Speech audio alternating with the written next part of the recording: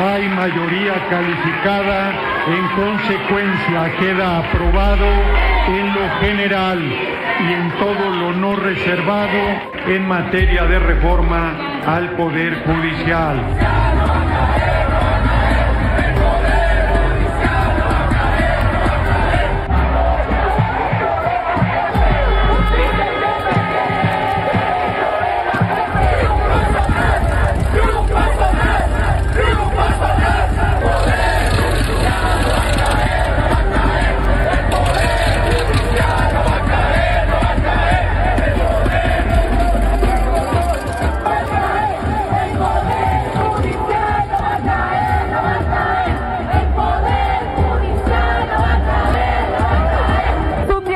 Para nuestro Estado de Derecho, para la democracia y para el futuro de nuestra nación. Este es el momento de resistir, de usar todas las herramientas legales a nuestro alcance para defender la independencia del Poder Judicial. Los poderes del Poder Judicial trabajan para él.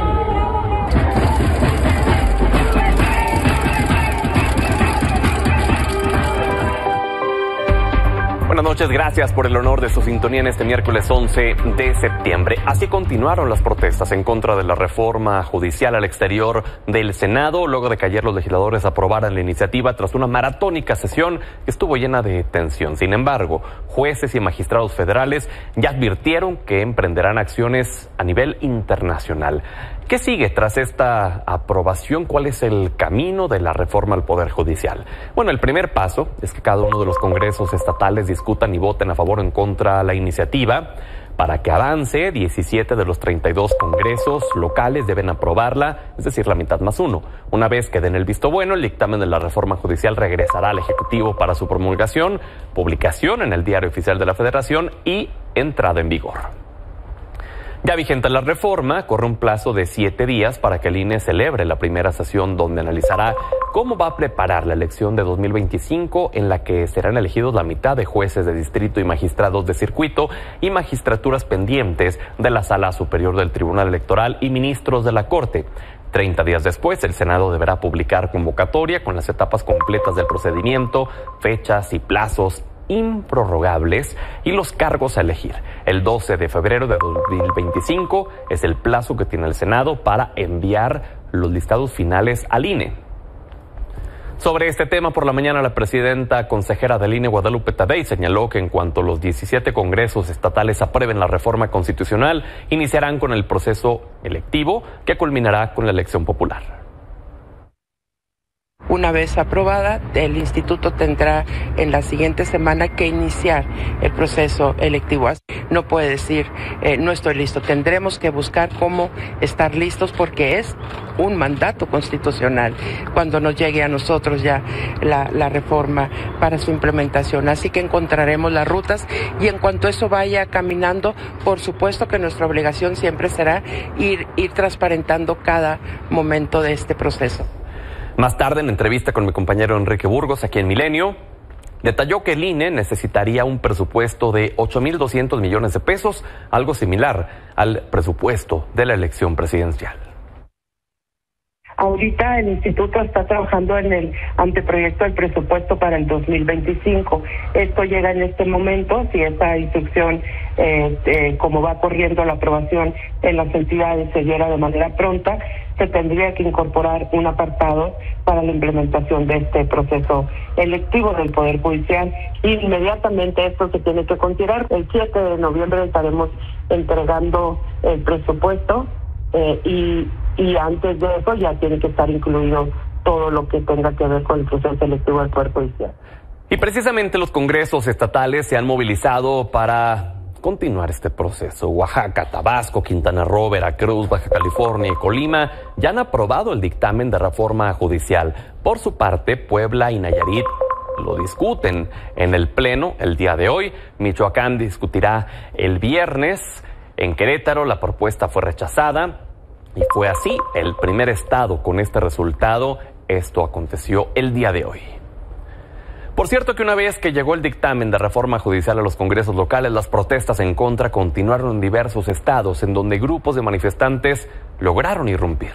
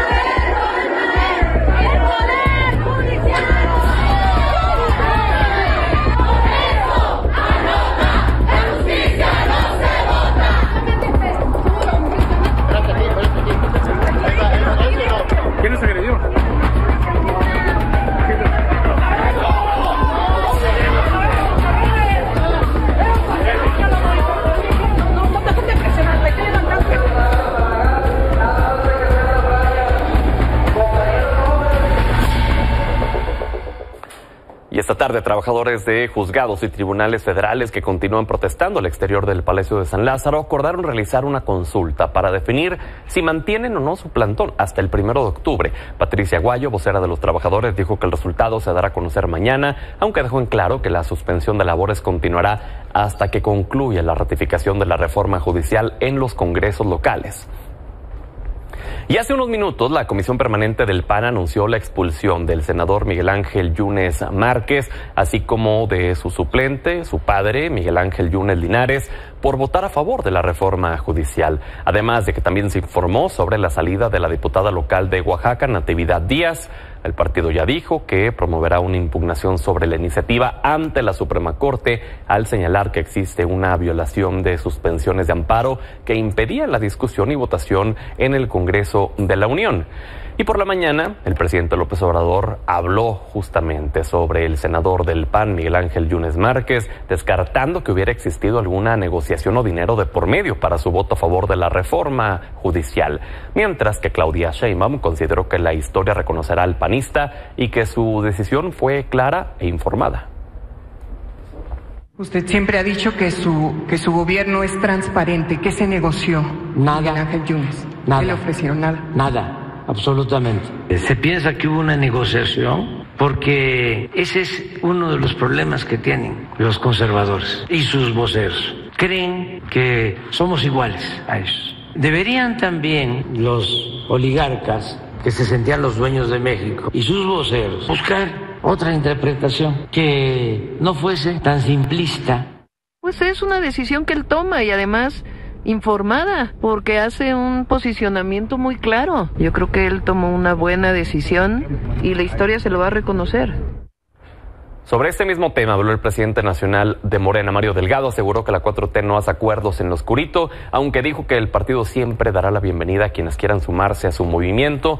De igual manera, el coordinador de los senadores morenistas, Adán Augusto López, él negó haber sostenido conversaciones previas, persuasivas, con Yunes Márquez para influir en su voto a favor de la reforma judicial. Dijo que cada senador tiene libertad en sus decisiones.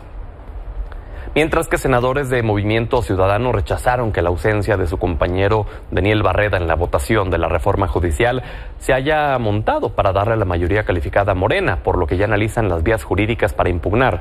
Por su parte, el senador Barreda en un comunicado sostuvo que si no acudió a la sesión en el Senado fue porque consideró que primero está la familia y acudió en apoyo de su padre.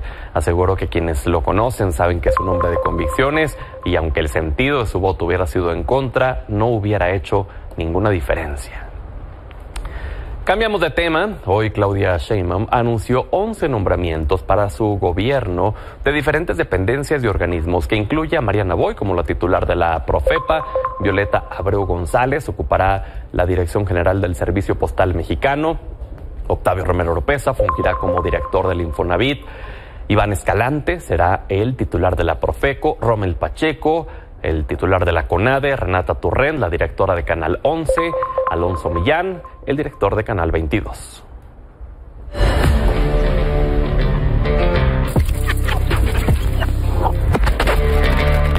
Vamos a Política Joven. Está con nosotros Sofía Otero, creadora de contenido de análisis político, Natalie Bravo, jefa de oficina de la Secretaría General de Movimiento Ciudadano, Manuel Pedrero, periodista, y Juan Pablo Beltrán, concejal electo de la Miguel Hidalgo. Bienvenidas, bienvenidos. Gracias, Pedro.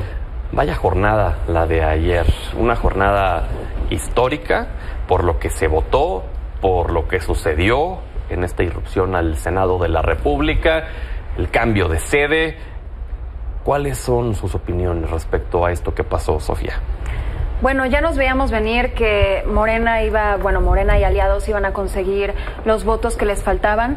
Definitivamente estamos en una línea temporal muy extraña en la que el PRI fue el único partido que no chapulineó. Creo, y lo dijimos en esta mesa anteriormente, que era, si tuviéramos que haber hecho una apuesta, por quien hubiéramos apostado. Pero también tenemos que señalar algunas prácticas que sí me parecen reprobables de la 4T. La 4T que tiene toda esta legitimidad que el pueblo le dio y que a pesar de ello, en vez de tratar de llegar orgánicamente a consensos, porque no vamos a ser crédulos de que eso es lo que pasó esta vez, tratan de pactan con Yunes, se denuncian amenazas, de alguna forma extorsiones que ya tendrán que ser investigadas, pero en particular pactar con Yunes y con los Yunes viniendo de la izquierda, que en particular López Obrador y Morena, la 4T, tanto los atacó debidamente por sus lazos incluso con una red de pederastas. Me parece increíblemente triste ver a Citlali Hernández, la próxima titular de la Secretaría de las Mujeres, saludando personalmente a Yunes por ser este voto, a Yunes papá en ese momento, increíblemente triste. Juan Pablo, tú estuviste ayer en el Senado, fuiste de las personas que entró, te han tundido en redes sociales a raíz de esto. A ver, cuéntanos. Bueno, pues así es. Yo creo que ayer fue un día triste. Creo que fue el fin de la República Mexicana.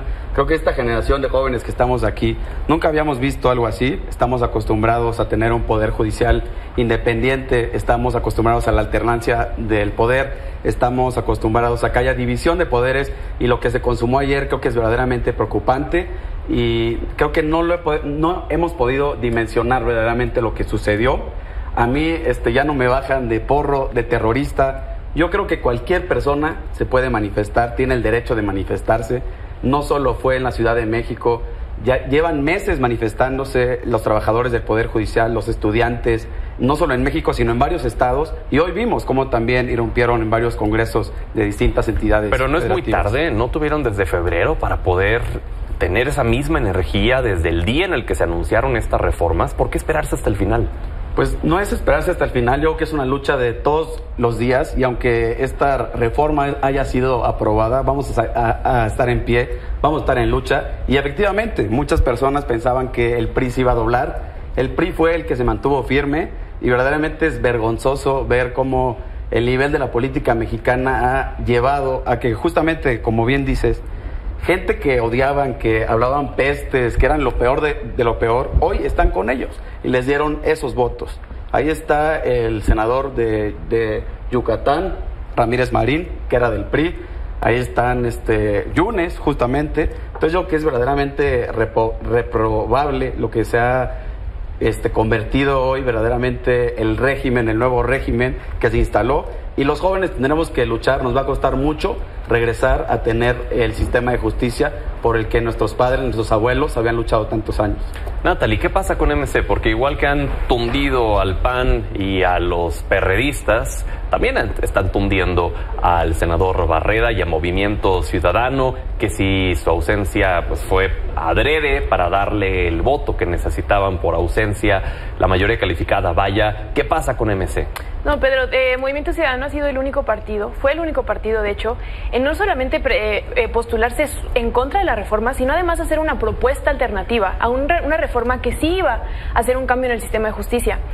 Los senadores de Movimiento Ciudadano dieron la lucha, se presentaron a votar en contra. El senador Daniel tomó la decisión de ir a ayudar a su papá porque lo apresaron injustamente el gobierno de Laida, y yo creo que aquí lo más importante es resaltar la corrupción completa que se vivió en este proceso de aprobar la reforma, no solamente en el Senado, sino también a nivel local, y lo estamos viendo en los poderes locales que están aprobando la reforma sin ni siquiera estarla analizando, están simplemente siguiendo la consigna del presidente de aprobar una reforma que no tiene ni pies ni cabeza. Movimiento Ciudadano se ha postulado en contra y nosotros vamos a seguir dando la lucha con eso.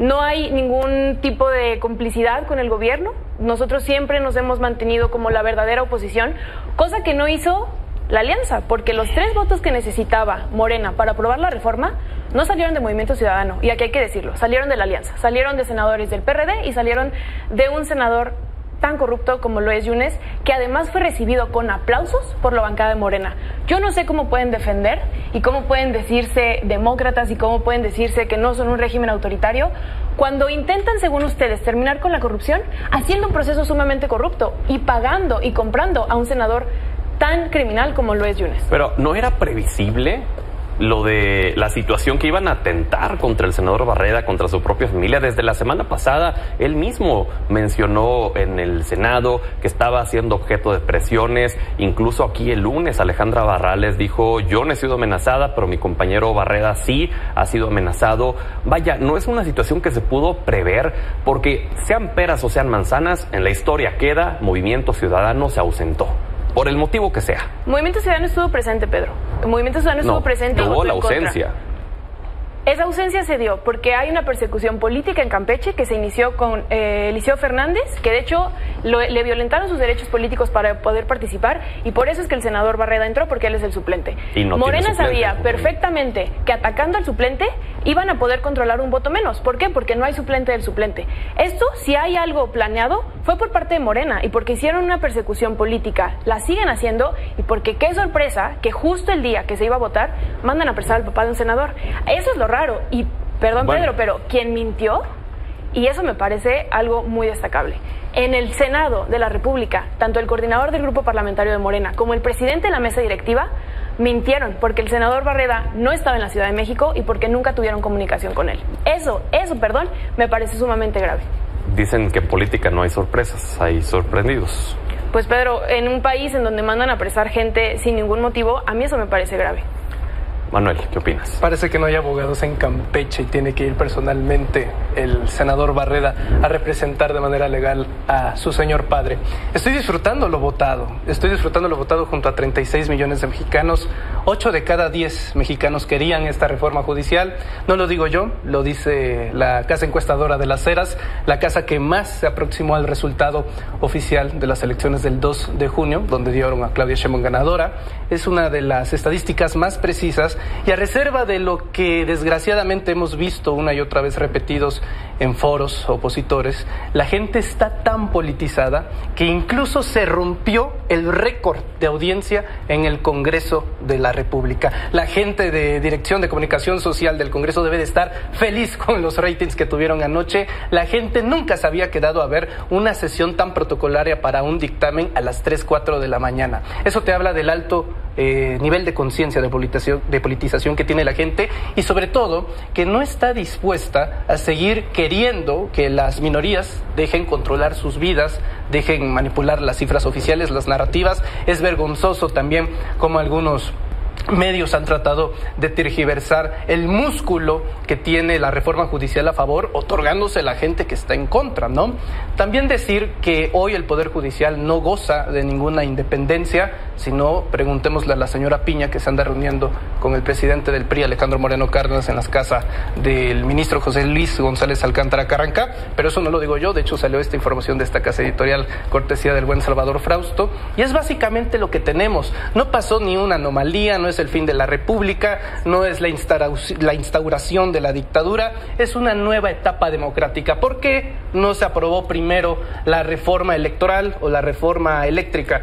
Pues porque cuando se hacía de manera calificada, jugando con las reglas que puso el prianato, la Corte lo tumbaba de manera inmediata. Por eso se tiene que iniciar con la podredumbre del Poder Judicial. Los ministros violan de manera sistemática el artículo 127 constitucional, no hay ningún respeto por la ley por quienes dicen defenderla, y este es el primer paso. Si de verdad están sufriendo con todo lo que estamos viendo tan solo en esta primera semana, prepárense para lo que viene.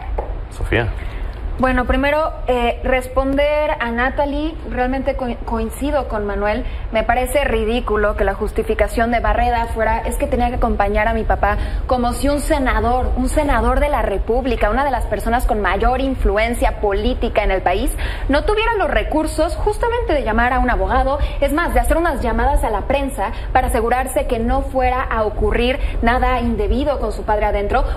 Si hubiera querido, hubiera tenido rodeada las instalaciones de la Fiscalía, las hubiera tenido rodeadas con prensa y hubiera tenido el mejor equipo de abogados que podría haber querido conseguir. Entonces, esta justificación de falté porque tenía que acompañar a mi papá, perdón, pero habían otros recursos y realmente faltó por decisión personal. Siguiente punto. Me parece muy cuestionable la protesta en la que irrumpieron ayer en el Senado, porque claro que manifestarse pacíficamente es un derecho en este país, qué bueno, pero irrumpir en el Senado, romper la puerta, perdón, yo creo que las personas que vimos estas imágenes no vimos paralelismos con el 6 de enero visto en Estados Unidos, en el Capitolio de Estados Unidos. Un grupo de personas estaban tratando de frenar un proceso democrático, resultado del 2 de junio. Y yo he criticado las ausencias y las fallas que yo he visto en la reforma judicial. Y yo me he sentado aquí semana con semana diciendo que no me parece idónea, que hay cambios que deben ser necesarios, que hay cosas incorrectas como los jueces sin rostro, pero de eso, a romper la puerta del Senado, incluso poniendo en riesgo a legisladores que estaban dentro, que tuvieron que salir por su seguridad. Más allá de los legisladores, el personal de resguardo parlamentario. El personal de resguardo, todas las vidas. Incluso gente celebrándolo en redes sociales, me parece absolutamente reprobable. ¿Es justificado lo que hicieron ayer? Pues yo que cuando la tiranía se hace ley, la rebelión es un derecho. Eso te dirán los trumpistas. No, o los bolsonaristas. Ver, ¿también? Quiero decir, mire, yo en ningún momento violentamos, en ningún... ¿No? No, yo... Bueno, igual y tú no. No, pero que hable. Y sí, a ver, porque yo sé que tienes un medio... Creo que deberías de informarte un poco mejor para dar noticias verdaderas, ¿no? Sí. Están diciendo que yo fui un violentador, un porro. Cuando está ahí el registro del Senado, cómo yo entré, dejé mi credencial. Y los de Morena, que son propagandistas pagados por el gobierno, pues nada más repiten y repiten la narrativa. Lo que quieren hacer es politizar una lucha ciudadana de trabajadores y de jóvenes totalmente legítima. Y deberían de tener un poco de humildad para saber y darse cuenta que la irrupción en el Senado es una señal clara de que el pueblo no ha sido escuchado. Juan Pablo, ahí quisiera... Y no solo es aquí, deberían escucharlos y contemplarlos. Ahí quisiera solamente regresar a la pregunta original de Sofía, porque me parece, periodísticamente hablando, muy válida preguntársela a alguien que estuvo ahí. Primero, ya nos dice si está justificado por la tiranía que mencionaste. Segundo, si el personal de resguardo parlamentario sí salieron hasta rociados de no sé qué era lo que traían. Hay una fotografía de una persona que se cayó del balcón y que Protección Civil está ahí atendiéndolo. Y solo redondearía preguntándote, ¿pensaron que realmente iba a cambiar el sentido de la votación o que iba a impedir la votación? Lo que querían los jóvenes y los trabajadores del Poder Judicial era ser escuchados. Y verdaderamente hay videos. Lo que pasó fue que la gente del Senado roció a los manifestantes con extintores para sacarlos del pleno. Y después los rociaron con gas lacrimógeno en la sede alterna. Entonces, que digan que violencia, porque iban en paz. Había señores, había jóvenes. Romper la puerta del Senado es un acto pacífico, porque puede que tú no lo hayas hecho, pero lo estás legitimando. Y yo creo que lo que me parece preocupante es que necesitamos una oposición, y lo único que hicieron es hacer ver a la oposición como un grupo de gente violenta e irracional. Necesitamos una oposición y no están generándola. Vamos contigo, Manuel, y les pediría que fuéramos concretos, y ahorita regresamos contigo. Por alusiones, vamos a recibir una dosis de información, pues yo no malgasto mi saliva. Se pregunta cuál es el término correcto: porro, terrorista. ¿Qué es un delincuente? Pues el que delinque y que rompe una infracción.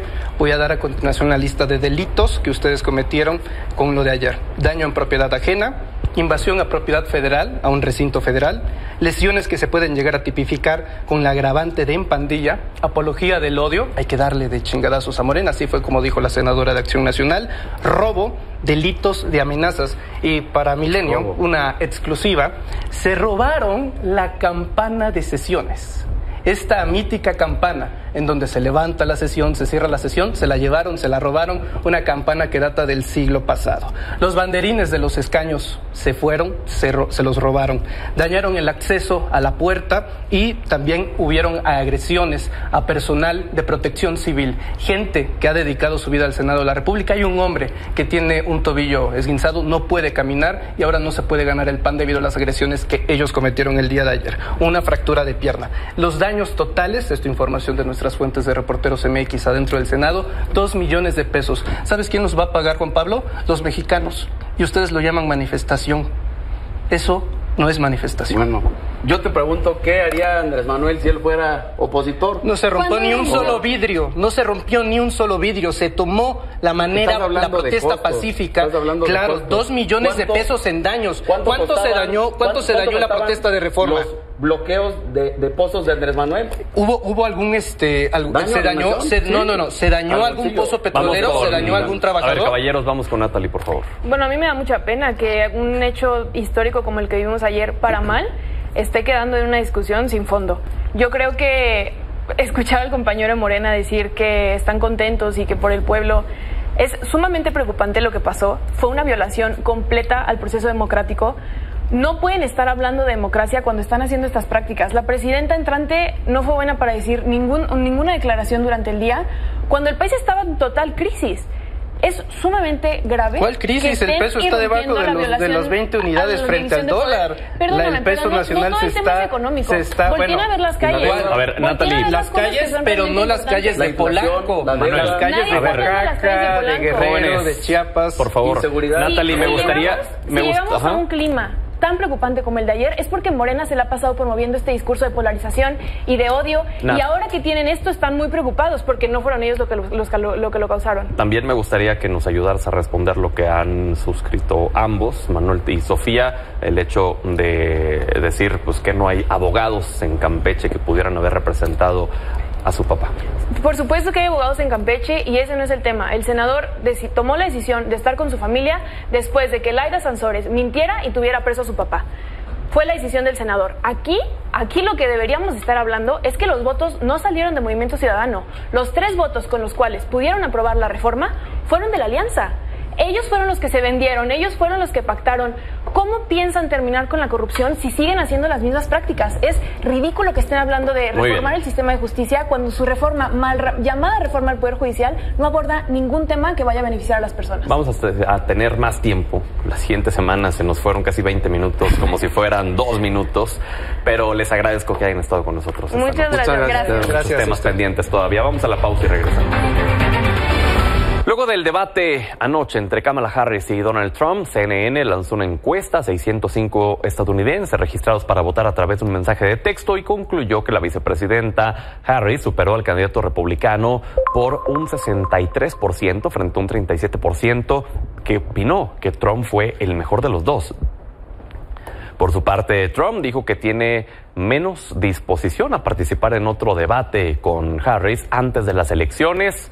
Hoy, a través de su intervención en Fox, criticó a los moderadores de ABC News, dijo que los periodistas se pusieron del lado de Harris, reclamó que el debate fue armado en su contra, aunque sin aportar pruebas de ello.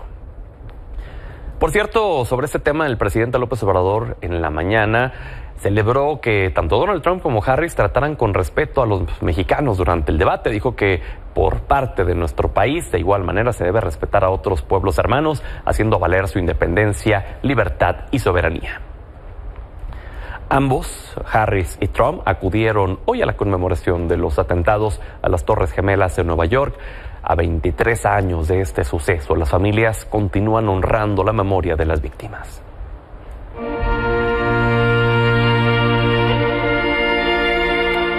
My cousin Ruben died on 9/11 at the Marriott.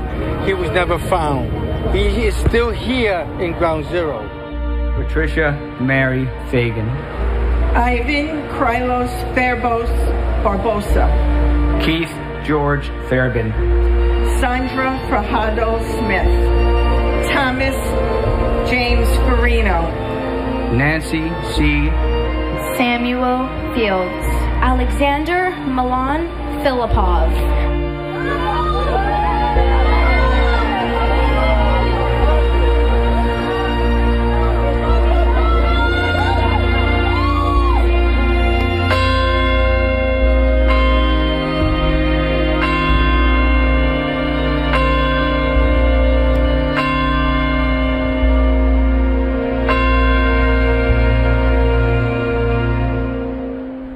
Esta tarde se confirmó la muerte del expresidente peruano Alberto Fujimori a la edad de 86 años tras una larga batalla contra el cáncer. Esto ocurre a pocos meses de haber salido del penal de Barbadillo, donde permaneció preso por 16 años ante acusaciones de corrupción y violaciones a derechos humanos. Cabe señalar que Fujimori planeaba postularse a las elecciones generales de Perú en 2025.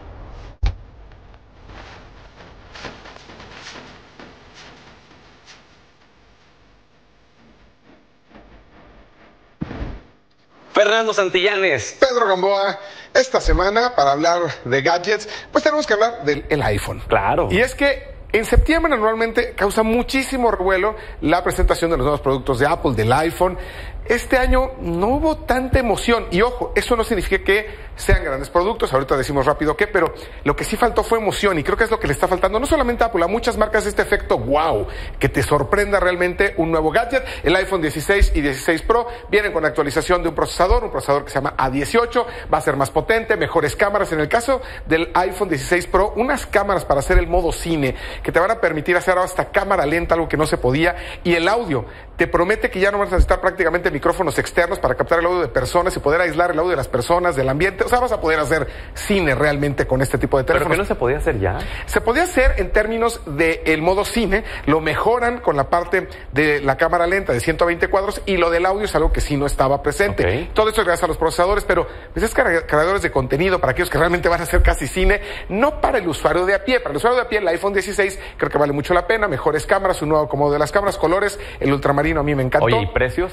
Precios, ojo, sí está entre 1,000 y 2,000 pesos más caro que el iPhone 15, tanto en su versión normal como versión Pro, por el famoso superpeso, que ya no está en superpeso. Es decir, sí empezamos a ver cómo suben el costo y muy rápido, un nuevo botoncito ahí, que no le gusta Apple que digan botón, que te permite acceder inmediatamente a la cámara. A la cámara, hacer y zoom también, poder ¿no? hacer zoom, poder cambiar algunos efectos. Es un acceso directo a esto. ¿Cuándo salen? El 20 de septiembre y, insisto, pues van a costar desde 20,000 pesos, más o menos, el iPhone 16, su versión más básica de 128 GB, hasta 38,500 el iPhone 16 Pro Oye, Max. ¿y de los otros productos que presentaron? Muy rápido, lo que más me gustó fueron los audífonos. Si bien presentaron AirPods 4, los AirPods Pro 2 o los nuevos, además de tener una gran calidad de sonido, tienen ahora una posibilidad de ayudar a personas con alguna deficiencia auditiva, personas que no escuchan bien. Ahora ya tienen un nivel clínico para que puedan escuchar a las personas, sus contenidos. Ojo, estos aparatos auditivos muchas veces te ayudan a escuchar a las personas, pero no tus contenidos. Estos te van a ayudar a ver videos y música con mejor calidad.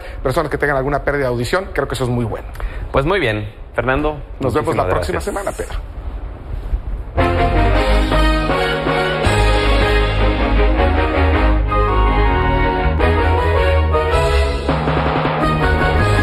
Don Manuel Somoza, muy buenas noches. ¿Cómo le fue a los mercados el día de hoy? ¿Cómo le fue al peso luego de la aprobación de la reforma al Poder Judicial? ¿Qué tal, Pedro? Muy breve. Bueno, a los mercados les fue muy bien hoy. Salió el dato de la inflación en Estados Unidos. La inflación bajó del 2.9 al 2.5 de julio a agosto y esto es magnífico. La subyacente, ahí no hubo tan buenas noticias porque se quedó estacionada en 3.2%. Esto al principio no le gustó a los mercados, sin embargo después rectificaron y ahí tienes las alzas. 0.31 arriba el Dow Jones, también muy arriba el Nasdaq con 2.17, el S&P crece 1.07 y la bolsa mexicana más 0.44.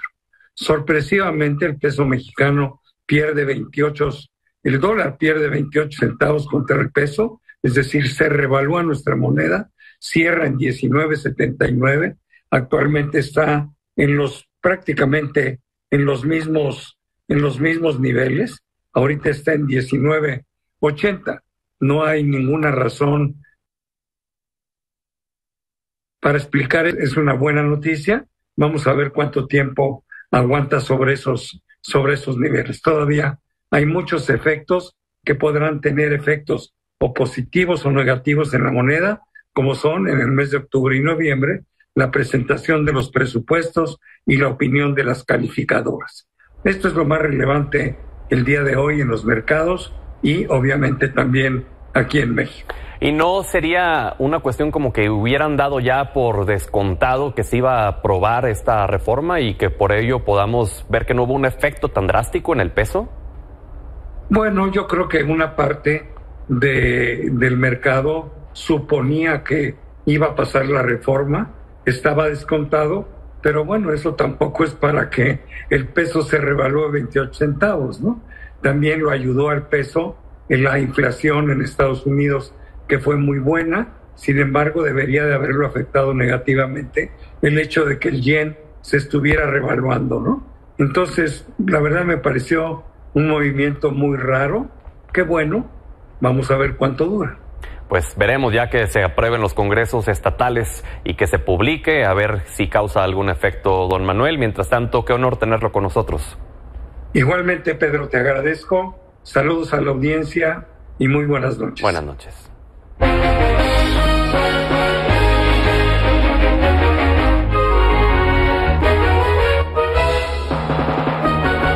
Y hablando de la aprobación en los congresos locales, en Morelos ya se aprobó. David Monroy. Buenas noches, David, ¿nos escuchas? ¿Qué tal? Muy buenas noches. Efectivamente, para informarte, Morelos se ha sumado a la lista de los primeros estados en el país que aprueban la reforma al Poder Judicial, que ayer justamente fue aprobada en el Senado de la República. Aquí en Morelos, con 14 votos a favor, por supuesto, de Morena, Partido Verde Ecologista, Nueva Alianza y Partido del Trabajo, y bueno, pues se impusieron a las votaciones que tuvieron el PAN, Movimiento Ciudadano y el PRI en contra. Era una sesión pues considerada como de trámite, dado que los votos, bueno, pues fueron conseguidos de forma inmediata, de tal forma que la reforma judicial en el estado de Morelos también ha sido aprobada y se suma pues como constituyente permanente a la reforma judicial a nivel nacional, que representa una reforma constitucional. El reporte. Pues muy bien, David, muchísimas gracias por el mismo. Al pendiente, buenas noches. Al pendiente, buenas noches. Y de esta forma se suma entonces el estado de Morelos a el resto que ya lo han aprobado en este día. Recordemos que se necesitan 17 congresos locales, es decir, la mitad más uno, para que se pueda aprobar, para que pueda entrar en vigor, en efecto, esta reforma que se aprobó al Poder Judicial. De esta manera nos despedimos, no sin antes agradecerle que nos haya brindado el honor de su sintonía. Hasta mañana.